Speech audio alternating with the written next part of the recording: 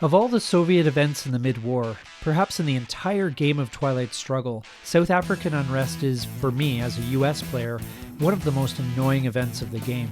It certainly helps the Soviets into Africa, and we'll find out how to best play this event here on Legendary Tactics. South African Unrest is one of two cards that directly help the USSR to get into Africa without needing to coup. Though this card has enough operations points to send it to space, is it worth it for the Americans to do so? Let's find out more about how to play this card now. As always, let's look at the event card first. South African Unrest is a 2-ops mid-war Soviet event card. Triggering the event allows the USSR to add either 2 influence to South Africa, or add 1 influence in South Africa and 2 influence in any countries adjacent to that country. In other words, you can place influence in Botswana or Angola. Please note that if you take the second option, you don't have to put the 2 influence into the same country, and they can be split up. This event essentially gives you 4 options. First of all, placing 2 influence in South Africa. Second, placing an influence in South Africa and 2 influence in Angola. Third, placing an influence in South Africa and 2 in Botswana. And fourth, placing an influence in South Africa, placing an influence in Botswana, and an influence in Angola. Remember also that placing influence directly by event means that you don't have to pay any extra influence cost due to opponent control. This is why placing influence in this way can be really valuable, as it is very cost effective. For the USSR, this event is similar to Portuguese Empire Crumbles in that it gives you access to Africa without needing to coup. This is a great way to get around DEFCON restrictions. One of the main advantages of this event is that it is not starred, which means it never leaves the game. Having this event come up a couple of times over the course of the game makes it hard for the US to hang on to the valuable African countries in the south. For the US player, South Africa is a very valuable spot, but it can be hard to direct much influence there as there are so many other places in the world that need it. This event card keeps the pressure on.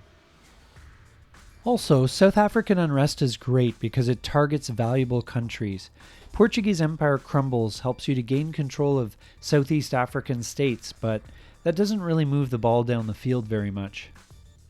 Having the flexibility to place influence in any or all of South Africa, Angola, and Botswana is great. The first 2 obviously are valuable as battleground countries, and Botswana is surprisingly useful as it helps many times with realignments. But in this case, the board situation will dictate how you use this card. If South Africa and Angola are strongly controlled by the US, or if you are already dominant in this region, you're likely better off playing this card for the ops. If you need access to Africa, or if the countries in the southern part of Africa are still up for grabs, this can be very helpful. This is especially true if you can, say, flip Angola and break control of South Africa.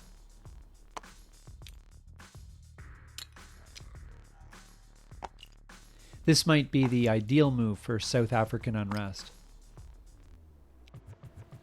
And generally, you will want to take the extra influence provided by the second option in the event text, unless you're making a strong play for South Africa or if you already control Botswana and Angola. And if you are looking to start fires in many different places for the US to deal with, this can be a good headline, followed up with your usual first action round battleground country coup, or directly playing more ops into Africa in your first action round to gain control of South Africa, Angola, or somewhere else. You'll just have to assess the board situation and see what gives you the best benefit overall. For the US player, this card can be a pain to deal with. If the Soviets place the 2 influence in South Africa, then the end result is a dead turn, as you use the ops provided by the card to undo the damage. If they choose the second half of the event text, then you can't repair all the damage with the 2 ops provided by the card. And this is made trickier because you don't necessarily know where the USSR will place the influence provided by the event. I would usually say Angola. But don't forget that Botswana can be helpful in realigning you out of South Africa or Angola, so don't view it as a useless non-battleground. If you have the opportunity, this isn't a bad option for the space race. Sending this card to space can certainly take the pressure off if you are battling it out for control of the African region or if you are looking to delay USSR access to Africa. So in summary, South African Unrest is a great event for the USSR, partly because it's recurring and partly because it puts the pressure on in an area which is normally hard to get to.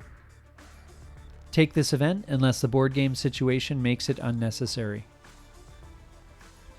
And for the US player, you're likely just going to have to suck it up and take this event unless you can free up a turn to send it to space.